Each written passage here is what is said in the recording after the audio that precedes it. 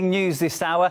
Some Ukrainian armoured vehicle crews have switched sides, joining the anti-government protesters in the east. These are the latest pictures for you from the scene. An armoured personnel carrier driving on the streets of Kramatorsk, and it's exactly how you see it, a Russian flag, and it's become the symbol of anti-Kiev unrest in the east, flying from its roof. Locals are refusing to recognise the new government and they are demanding greater autonomy. The news, though, has triggered confusion in the social media, which has become flooded with reports suggesting that the armoured units are somehow linked to Russian forces.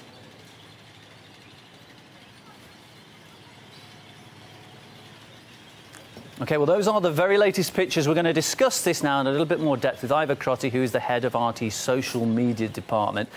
I mean, there's no denying social media is quick, but I think with that speed, sometimes it brings confusion, and it sounds like there's been a little bit of that. How has this whole story developed on the social media? Well, specifically in relation to the APCs or tanks that drove into Kramatorsk this morning.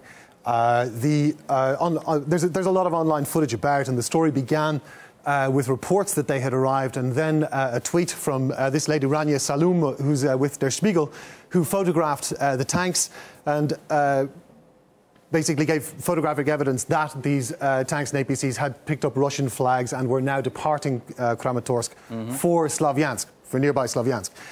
Now, that set a scene where a couple of us who've been in this game slightly longer than others, perhaps, were started to worry about what might be reported while these tanks were en route. And this is exactly what we saw. Al Arabiya, for example, broke news that armoured vehicles with Russian flags were seen in Ukraine. And if we can roll it on again, you can see that, in fact, Sky News and Reuters, Sky News picked up a Reuters report of witnesses seeing vehicles with Russian flags. And this is just the kind of stuff that other media organisations could jump on very quickly and start to spread the kind of misinformation that we're seeing coming out of eastern Ukraine at the moment. The reporters who have been on the ground there describe it as a fog of war thicker than they've ever seen. Yeah, absolutely. Like I said, social media is great, it is fast, but sometimes you just need to actually get all the facts together before you put the story out, which is hopefully what we're doing here on RT. Thanks so much, Ivor, for joining us.